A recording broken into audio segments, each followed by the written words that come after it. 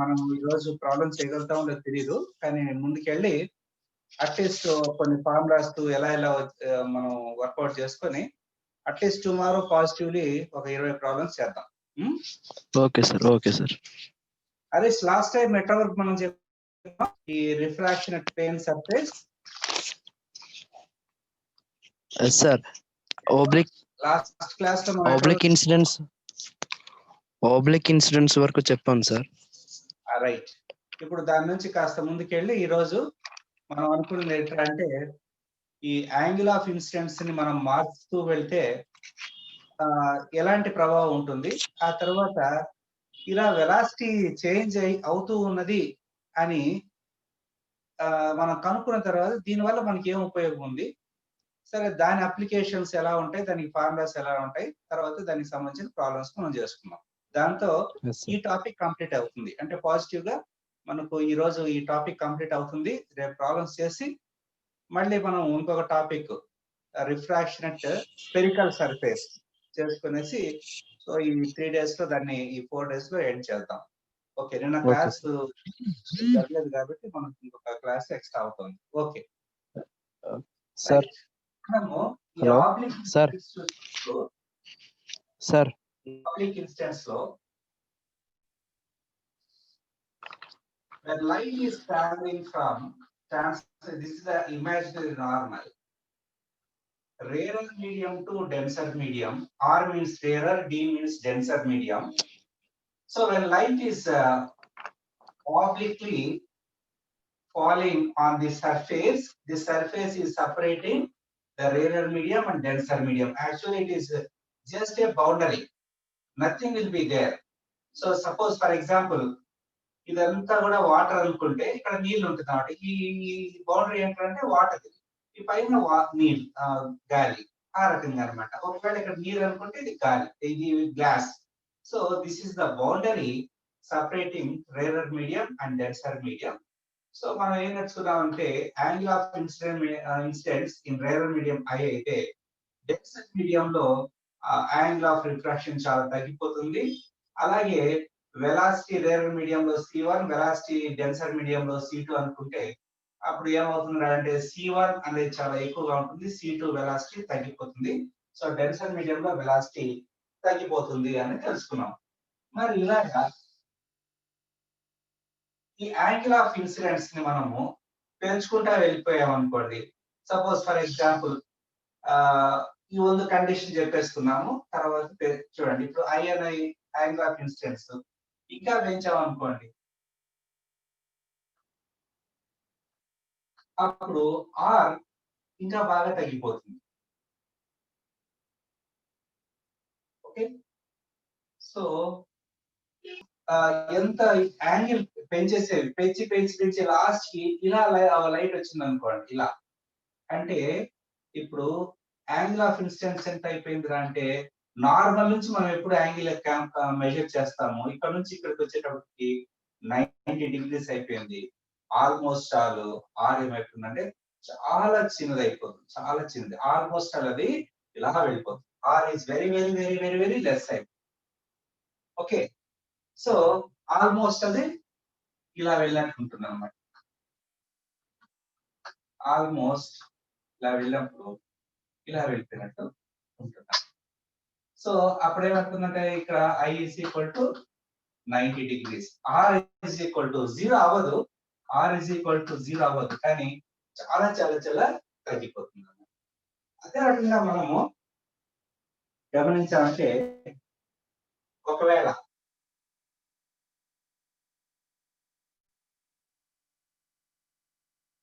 So rarer మీడియంలో మనకేం problem లేదు. డెన్సర్ మీడియం నుంచి ఒకవేళ రేరర్ మీడియంకి లైట్ వెళ్ళేటట్టయితే ఎలా ఉంటుంది? సో ఇది డెన్సర్ మీడియం, ఇది రేరర్ మీడియము. ఇది మనం ఇమాజిన్ చేస్తున్నటువంటి నార్మల్. ఇప్పుడు light is travelling from denser to rarer. So denser లో పడింది, ఒకవేళ డెన్సర్ లో ఇలా నార్మల్ గా పడింది అనుకోండి, నార్మల్ గా వెళ్ళిపోతుంది. ఈ కండిషన్ మనకు తెలుసు. ఒకవేళ డెన్సర్ మీడియం లో light so we are increasing the angle. ఇక్కడ ఉంది 0 యాంగిల్ అయింది ఐ, తర్వాత ఇంక్రీజ్ చేస్తాము ఇది ఐ. అప్పుడు ఇక్కడ రేరర్ మీడియంలో ఆర్ ఎక్కువగా ఉంటుంది. So I less than R. అంతకుముందు I is greater than R. R పెద్దది, ఐ వాల్యూ చిన్నదిగా ఉంది. ఒకవేళ మనం ఇంకా ఐ వాల్యూ బాగా పెంచేస్తామంటే ఈ ఆర్, ఈ లైట్ రే బెండ్ అవుతా ఆల్మోస్ట్ అది ఇలా వెళ్ళిపోతుంది. అప్పుడు ఇక్కడ R is equal to 90 degrees. R is equal to 90 degrees అవుతుంది. ఎప్పుడు ఏ యాంగిల్ ఆఫ్ ఇన్సిడెన్స్ కి ఎప్పుడు ఏంది condition? Light is travelling from denser medium to rarer medium. ఏ ఐ వాల్యూకి అయితే యాంగిల్ ఆఫ్ ఇన్సిడెన్స్ వాల్యూకి అయితే ఇక్కడ ఆర్ వాల్యూ 90 డిగ్రీస్ అవుతుందో ఈ యాంగిల్ ఆఫ్ ఇన్సిడెన్స్ అని మనము క్రిటికల్ యాంగిల్ అని పిలుస్తాం. దాని symbol C. So angle of incidence అనేది క్రిటికల్ యాంగిల్ కి సమానమైనప్పుడు లైట్ రే ఏమైపోతుందంటే ఆ రిఫ్రాక్టెడ్ లైట్ రే, ఇదేది ఇన్సిడెంట్ లైట్ రే, ఇది రిఫ్రాక్టెడ్ లైట్ రే, ఇది ఇన్సిడెంట్ లైట్ రే, ఇది refracted light ray. Refracted light ray almost ఏమవుతుందంటే ఏ సర్ఫేస్ అయితే ఈ రెండు మీడియంస్ ని సపరేట్ చేస్తుందో ఆ సర్ఫేస్ ని ఆనుకొని వెళ్ళిపోతుంది. ఇంగ్లీష్ లో gauging through. So it gauges through the surface which is separating rarer medium, denser medium. At that point, whenever the angle of the refracted light ray gazes through the surface which is separating rarer and denser medium, in that case, the angle of incidence in the denser medium is called as critical angle. ఎప్పుడైతే refracted light ray ఈ రకంగా ఈ రెండు surfaces, ఈ రెండు mediums ని separate చేసే surface వెంబడి వెళ్ళిపోతుందో, అంటే ఎప్పుడైతే మనకు రేరర్ మీడియం లైట్ ఎలా ఉంది, denser to rarer medium, rarer medium లో యాంగిల్ ఆఫ్ రిఫ్రాక్షన్ 90 డిగ్రీస్ అయినప్పుడు డెన్సర్ మీడియం లో ఉండే యాంగిల్ ఆఫ్ ఇన్సిడెన్స్ మనము యాంగిల్ ఆఫ్ క్రిటికల్ యాంగిల్ అని పిలుస్తాం. ఎప్పుడైతే లైట్ డెన్సర్ మీడియం నుంచి ఎప్పుడు జరుగుతుంది, లైట్ డెన్సర్ మీడియం నుంచి రేరర్ మీడియం కు వెళ్తున్నప్పుడు రేరర్ మీడియం లో యాంగిల్ ఆఫ్ రిఫ్రాక్షన్ 90 డిగ్రీస్ అయినప్పుడు డెన్సర్ మీడియం లో ఉండే యాంగిల్ ఆఫ్ ఇన్సిడెన్స్ అని మనము క్రిటికల్ యాంగిల్ అని పిలుస్తాం. ఇంకా కూడా మనము ముందుకు వెళ్ళిపోయేసి ఇంకా పెంచేస్తాం. నార్మల్, ఇది నార్మల్. ఈ యాంగిల్ ఆఫ్ ఇన్సిడెన్స్ ని మనం ఇంకా పెంచేస్తాం అనుకోండి. సో ఇంకా పెంచేస్తాం, ఇంకా పెంచేస్తాం, ఇలా పెంచేస్తాం. సో యాంగిల్ ఆఫ్ ఇన్సిడెన్స్ ఇంకా బాగా పెరిగిపోయింది. ఎంత పెరిగిపోయింది ఇప్పుడు? ఇలా ఎలా చెప్తాం మనము? ఈ 90 డిగ్రీస్ ఉన్నప్పుడు ఈ ఐ పేరు, ఐకి మనం సి అని పేరు పెట్టాం. అంటే ఇప్పుడు ఈ ఐ ఈ సి వాల్యూ కంటే, అంటే క్రిటికల్ యాంగిల్ కంటే ఎక్కువగా ఉన్నది. అప్పుడు ఏమైపోతుందంటే ఇలా బెండ్ అవుతా ఇంకా లోపలికి ఇలాగే బెండ్ అయిపోతుంది. ఇది ఇన్స్టెంట్ లైట్ రే. ఇదేంటా అంటే రిఫ్లెక్టెడ్, ఇది రిఫ్రాక్ట్ అయినటువంటి లైట్ రే. ఇది రిఫ్లెక్ట్ అవ్వలేదు, రిఫ్రాక్ట్ అయింది. కానీ ఇక్కడ మనం ఏమంటామంటే దీని టోటల్. చూడండి, ఈ రెండు చాలా చాలా ఇంపార్టెంట్, చాలా ఇంపార్టెంట్. సో కాబట్టి మళ్ళా డ్రా చేస్తాను నేను. ఏంట్రా అంటే లైట్ రే డెన్సర్ మీడియం నుంచి రేరర్ మీడియంకి వెళ్తా ఉంది. అప్పుడు ఏమైందిరా అంటే ఈ పర్టికులర్ యాంగిల్ ఆఫ్ ఇన్సిడెన్స్ కి, ఈ రిఫ్రాక్టెడ్ లైట్ రే కి యాంగిల్ ఆఫ్ రిఫ్రాక్షన్ 90 డిగ్రీస్ ఉంది. అలాంటి పరిస్థితుల్లో యాంగిల్ ఆఫ్ ఇన్సిడెన్స్ కి మనము క్రిటికల్ యాంగిల్ అంటాం. దానికి సింబల్ సి అని పెడతాం. దీన్ని మనము ఇదేమంటామంటే మనము ఈ క్రిటికల్ యాంగిల్. ఇక్కడ ఏమైంది, ఇది క్రిటికల్ యాంగిల్. సో ఇప్పుడు ఇలాంటి పరిస్థితుల్లో ఇంకా కూడా మనము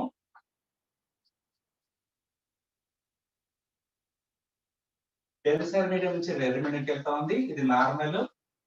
ఈ యాంగిల్ కంటే ఇంకా ఎక్కువ ఇన్సిడెంట్ యాంగిల్ తో ఒకవేళ మనం లైట్ డెన్సర్ మీడియం నుంచి రేరర్ మీడియంకి వెళ్తూ ఉంటే అప్పుడు రిఫ్రాక్టివ్ లైట్ రే ఇలా బెండ్ అయి ఇప్పుడు ఇక్కడ ఉంది, ఇంకా బెండ్ అయిపోయేసి సేమ్ మీడియం లోకి బెండ్ అయిపోతుంది. ఇప్పుడు యాంగిల్ ఆఫ్ రిఫ్రాక్షన్ ఎలా కనుక్కోవాలి? యాంగిల్ ఆఫ్ ఇన్సిడెన్స్ ను మనం ఎప్పుడు నార్మల్ నుంచి తీసుకుంటాము, యాంగిల్ ఆఫ్ రిఫ్రాక్షన్ కూడా నార్మల్ నుంచి తీసుకుంటాము. ఇక్కడ నార్మల్ ఇక్కడ ఉంది, సో యాంగిల్ ఆఫ్ రిఫ్రాక్షన్ ఇలా తీసుకుంటాం. కాకపోతే ఇది ఇంతగా బెండ్ అయింది కదా, ఇప్పుడు మనం ఏం చేస్తామంటే ఇంకొక కండిషన్ ఉంది మనకు, ఇది డెన్సర్ మీడియం లోకే రిఫ్రాక్ట్ అయింది కాబట్టి దీన్ని మనము టోటల్ ఇంటర్నల్ రిఫ్రాక్షన్ వల్ల అది లోపలికి వచ్చేసింది. కానీ ఒకటే మీడియంలో, సేమ్ మీడియంలో ఇన్సిడెంట్ లైట్ రే తర్వాత రిఫ్రాక్టెడ్ లైట్ రే ఉన్నాయి కాబట్టి దీన్ని రిఫ్రాక్షన్ అనే పేరుతో కాకుండా ఇంటర్నల్ రిఫ్లెక్షన్ అంటాం. This is how we call the total internal reflection. So reflection की loss of reflection प्रकार में ఏంటంటే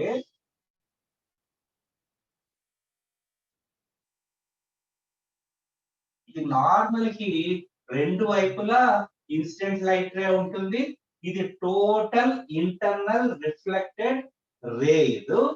ఇది కూడా డెన్సర్ మీడియం లో ఉంది కాబట్టి దీన్ని రిఫ్లెక్షన్ అనే పేరుతో పిలుస్తాం. రిఫ్లెక్షన్ అయినప్పుడు ఏమవుతుంది, ఏ మీడియంలో అయితే లైట్ ఫాల్ అవుతుందో అదే మీడియంలో వాపస్ వస్తుంది అన్నమాట, అదే రిఫ్లెక్షన్ అంటే.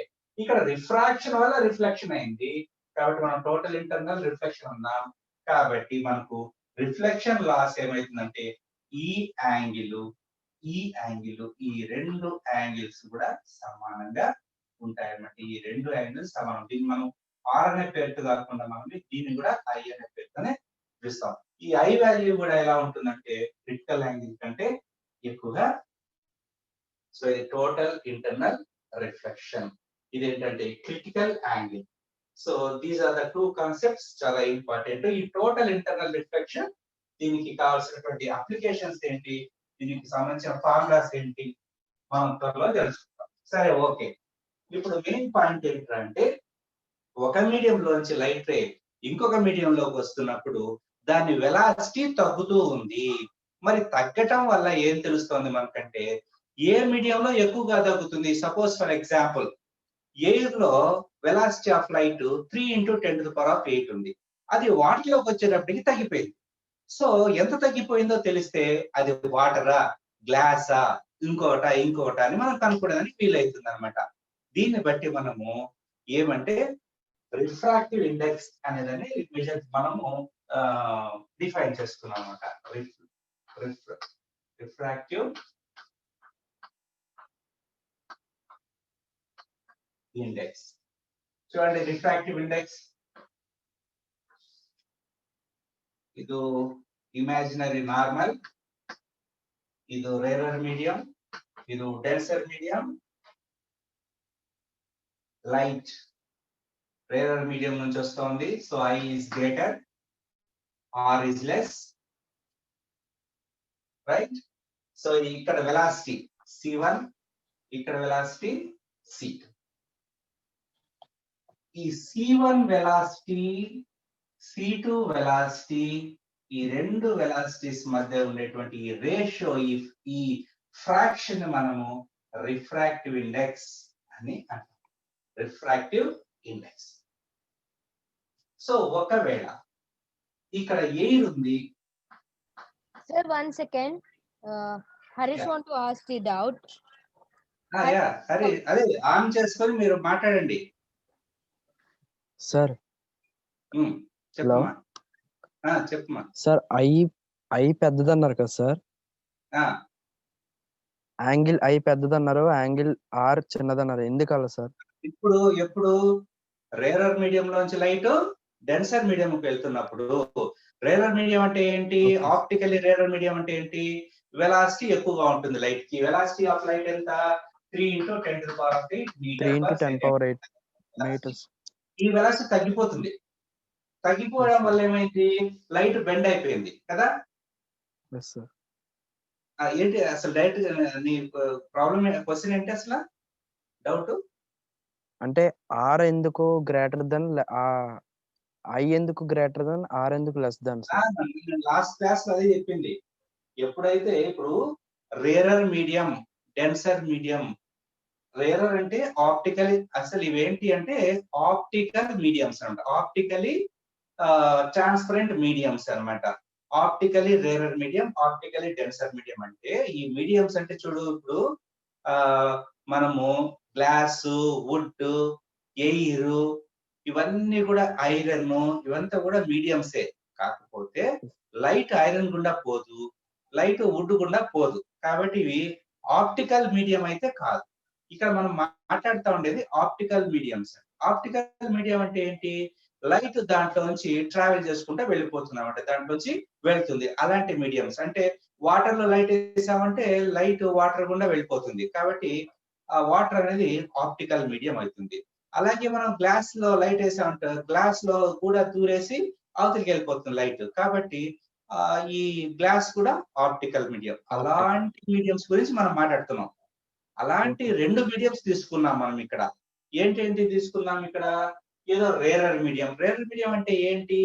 వెలాసిటీ ఆఫ్ లైట్ బాగా ఎక్కువగా ఉండేది రేరర్ మీడియం. డెన్సర్ మీడియం అంటే ఏంటి? వెలాసిటీ తగ్గిపోతుంది.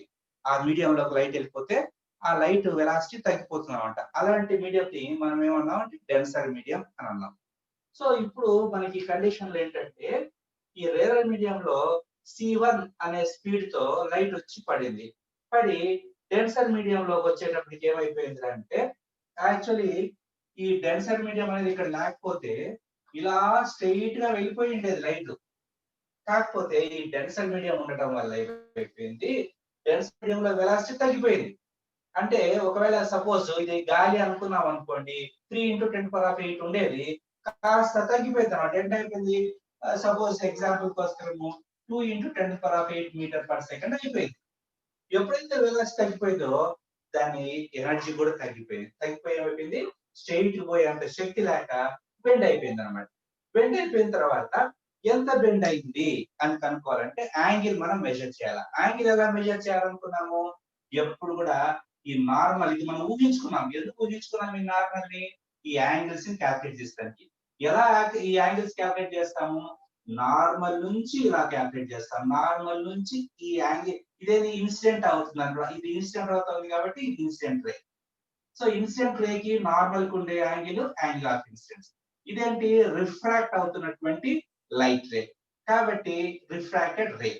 సో నార్మల్ నుంచి రిఫ్రాక్టివ్ రే కు ఉండేది యాంగిల్ ఆఫ్ రిఫ్రాక్షన్. ఎందుకు తగ్గిపోయింది? ఎందుకు ఐ పెద్దగా ఉంది? ఎందుకు చిన్నగా ఉంది అంటే, ఈ డెన్సర్ మీడియం లో లైట్ వెలాసిటీ తగ్గిపోయింది కాబట్టి ఆ లైట్ తన ఎనర్జీ కోల్పోయేసి ఈ నార్మల్ కి దగ్గరగా వంగిపోయింది కాబట్టి ఈ ఆర్ చిన్నగా అయిపోయింది. ఎప్పుడు కూడా లైట్ రేరర్ టు డెన్సర్ వచ్చినప్పుడు I is greater than are.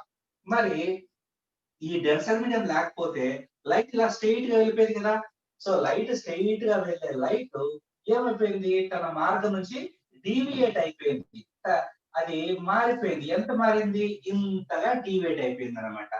So ఈ యాంగిల్ ఏమంటామంటే యాంగిల్ ఆఫ్ డీవియేషన్ అని అంటాం. సో యాంగిల్ ఆఫ్ డీవియేషన్ ఎలా వస్తుంది మనకు? యాంగిల్ ఆఫ్ ఇన్సిడెన్స్, అది పెద్ద యాంగిల్ కదా, మైనస్ యాంగిల్ ఆఫ్ రిఫ్రాక్షన్, ఇది యాంగిల్ ఆఫ్ డీవియేషన్ అన్నమాట. వీటి మీద ప్రాబ్లమ్స్ ఇస్తారు. ఒక చిన్న ప్రాబ్లం చేద్దామా? హరీష్, నీ డౌట్ క్లారిఫై అయిందా? Okay sir. కాదు, ఏమంటారు, మొహమాటం ఏం లేదు, బి ఓపెన్. ఎందుకంటే నాకు కావాల్సింది ఇక్కడ మనం కొంచెం చదువుకున్నా కూడా కరెక్ట్ గా చదువుకోవాలి. తర్వాత ఆన్సర్స్ రాస్తే మనకు మంచి మార్కులు వస్తాయి. ఆఫ్టర్ మనకు దీంట్లో 100 క్వశ్చన్స్ వచ్చేది. కాబట్టి ఆ 10th క్లాస్ బుక్ బాగా ఒకసారి చదువుకోవాలి. తర్వాత చదువుకొని 10th క్లాస్ బుక్ లో మళ్ళీ నా క్లాస్కి వస్తే ఇంకా బాగా అర్థమవుతుంది.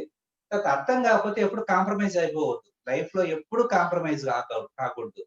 ఇది అది ఏంటి సార్ ఇంకా అర్థం కాదంటే మళ్ళీ చెప్తాను. ఇప్పుడు నీకు అర్థమైందా? ఐ ఎందుకు పెద్దది, ఆర్ ఎందుకు చిన్నదని? అర్థమైంది సార్. ఎప్పుడు ఇలాంటి పరిస్థితి ఏర్పడుతుంది మనకు? రేరర్ మీడియం నుంచి డెన్సర్ మీడియం లైట్ ట్రావెల్ చేసినప్పుడు మాత్రమే ఇలా జరుగుతుంది. ఎందుకు జరుగుతుంది? డెన్సర్ మీడియం లో వెలాసిటీ తగ్గిపోతుంది కాబట్టి జరిగిపోతుంది. అర్థమైందా? Yes sir. ఓకే, ఒక చిన్న ప్రాబ్లం చేద్దాము, రాసుకోండి.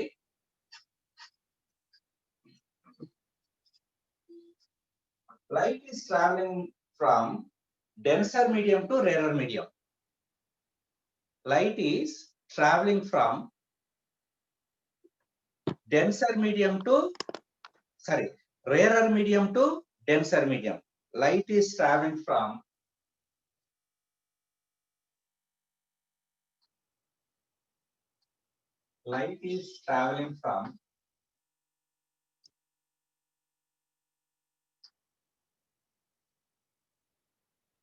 rarer medium to denser medium.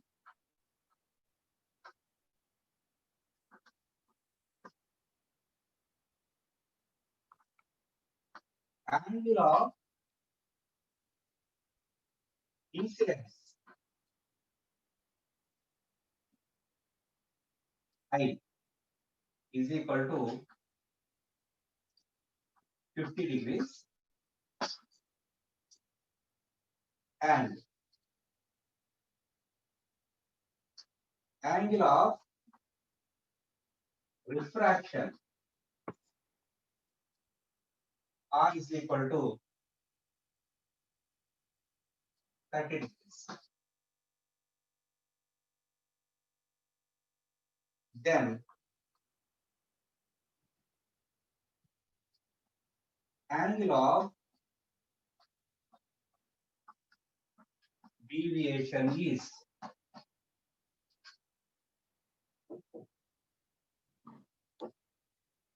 So ఎప్పుడైనా కాంపిటేటివ్ ఎగ్జామ్స్ లో ఏదో వాడు ఒక పారాగ్రాఫ్ క్వశ్చన్ ఇస్తాడు ఫిజిక్స్ లో, అదంతా కూడా ఏది కథ కాదు మనం అర్థం చేసుకోవడానికి ఏమి.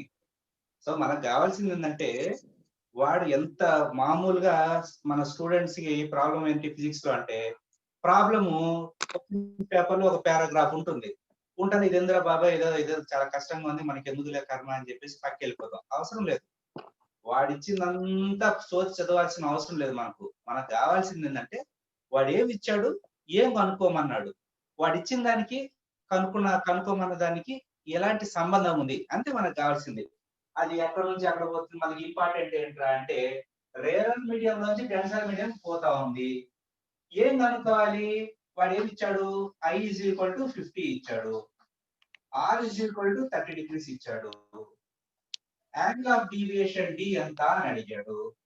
సరే, ఈ D కి రెండు ఫార్ములాస్ వస్తాయి. ఈ రెండు ఫార్ములాస్ లో ఏ ఫార్ములా నేను ఉపయోగించాలి అంటే, లైట్ ఎక్కడి నుంచి ఎక్కడికి వస్తా ఉంది, రేరర్ నుంచి డెన్సర్ కి వస్తుంది. ఓకే, రేరర్ నుంచి డెన్సర్ కి వస్తే అలా కూడా చూడాల్సిన కల్లా ఇక్కడ ప్రాబ్లం లోనే I వాల్యూ ఎక్కువ ఉంది, R వాల్యూ తక్కువ ఉంది. ఎప్పుడు కూడా ఎక్కువ వాల్యూ నుంచి తక్కువ వాల్యూ తీసేస్తాం మనం. కాబట్టి D ఫార్ములా ఏమైపోతుంది అంటే I మైనస్ R అయిపోతుంది. సో 50 మైనస్ 30 అవుతుంది.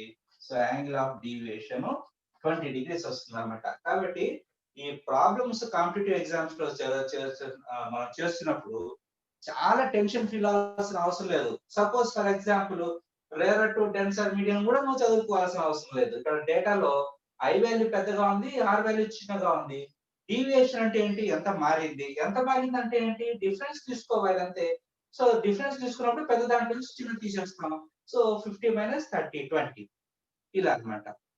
సో ఒకవేళ వాడు ఇది డెన్సర్ టు రేరర్ అంటే, ఒకవేళ ఇదే ప్రాబ్లం లో డెన్సర్ టు రేరర్ ఇచ్చాడు అనుకోండి, ఏం లేదు, డేటా మారిపోయి ఉంటుంది. డెన్సర్ టు రేరర్ అన్నప్పుడు ఏమైపోతుంది, మనకు యాంగిల్ ఆఫ్ ఇన్సిడెన్స్ ఏమో తక్కువగా ఉంటుంది, యాంగిల్ ఆఫ్ రిఫ్రాక్షన్ ఏమో ఎక్కువగా ఉంటుంది, డెన్సిటీ యాంగిల్ ఆఫ్ డీవియేషన్ ఎంత అని అడుగుతారు అన్నమాట. అప్పుడు ఏం చేయాలి మనకు, సో ఇక్కడ చూడండి ప్రాబ్లం లో ఈ పాయింట్ మాత్రం మారిపోతుంది అన్నమాట. ఇక్కడ ఏమంటాడు వాడు, denser medium to rarer medium అంటాడు. అప్పుడు ఆటోమేటిక్ గా I తక్కువగా ఉంటుంది, R ఎక్కువగా ఉంటుంది. సో మనకు కావాల్సింది యాంగిల్ ఆఫ్ డీవియేషన్ అంటే ఏంటి, ఎంత మార్పు వచ్చింది అంటే ఏంటి, పెద్ద దాంట్లో నుంచి చిన్న తీసేస్తాం. సో R మైనస్ I అవుతుంది ఫార్ములా. ఎప్పుడు R మైనస్ I అవుతుంది ఫార్ములా, డెన్సర్ టు రేరర్ వచ్చినప్పుడు. ఎప్పుడు ఫార్ములా I మైనస్ R అవుతుంది, రేరర్ టు డెన్సర్ లైట్ వచ్చినప్పుడు అన్నమాట. సో ఇక్కడ ఏంటి 50 మైనస్ 30, సో 20 degrees వస్తుంది అన్నమాట. ఇలా ప్రాబ్లమ్స్ చేసేటప్పుడు వస్తుంది. సరే, ఇప్పుడు మరి ఇక్కడ R ఎందుకు ఎక్కువ అయిపోయింది, I ఎందుకు తక్కువ అయిపోయింది? ఇది రేరర్ మీడియం, ఇది డెన్సర్ మీడియం. ఇప్పుడు లైట్ ఏం చేస్తా ఉంది, డెన్సర్ మీడియం నుంచి రేరర్ మీడియంకి వెళ్తా ఉంది. డెన్సర్ మీడియం అంటే ఏంటి, వెలాసిటీ తక్కువగా ఉంటుంది. రేరర్ మీడియం అంటే ఏంటి, వెలాసిటీ ఎక్కువగా ఉంటుంది. ఇక్కడ ఏంటి, మన అందరూ స్టూడెంట్స్ క్లాస్ లో ఉన్నారు. డెన్సర్ మీడియం క్లాస్ లో సార్ ఉంటాడు కాబట్టి పాపం వాడు ఇక ఏమి అటు వారితో వీళ్ళతో మాట్లాడకుండా కాము కూర్చో ఉంటాడు. ఎప్పుడైతే ఇంటర్వెల్ వదిలేస్తారో, ఇది రేరర్ మీడియం. రేరర్ మీడియం లో ఏంటి, వెలాసిటీ తక్కువ ఉంటుంది. సో వాడికి బాగా ఎనర్జీ ఎక్కువైపోయింది, హ్యాపీగా అంతా దూరంగా వెళ్ళిపోయింది. కాబట్టి ఎప్పుడు కూడా మనం యాంగిల్స్ నార్మల్ నుంచి క్యాల్కులేట్ చేస్తాం కాబట్టి నార్మల్ నుంచి క్యాల్కులేట్ చేసినప్పుడు RF. ఎందుకు ఈ విషయం ఇలా జరిగింది అంటే, రేరర్ మీడియం లో లైట్ స్పీడ్ ఎక్కువగా ఉంటుంది కాబట్టి ఎనర్జీ ఎక్కువగా ఉంటుంది కాబట్టి బాగా డివేట్ అయిపోతుంది. డెన్సర్ మీడియం లో వెలాసిటీ తక్కువగా ఉంటుంది కాబట్టి ఎప్పుడు కూడా లైట్ డెన్సర్ టు రేరర్ వెళ్ళేటప్పుడు ఏముంటుంది, R అనేది గ్రేటర్, I అనేది తక్కువగా ఉంటుంది. ఒకవేళ రేరర్ నుంచి డెన్సర్ కి లైట్ వస్తే మటుకు I ఎక్కువగా ఉంటుంది, R ఎక్కువగా ఉంటుంది. సో డెన్సర్ నుంచి రేరర్ వెళ్ళినప్పుడు డీవియేషన్ ఫార్ములా R-I అవుతుంది.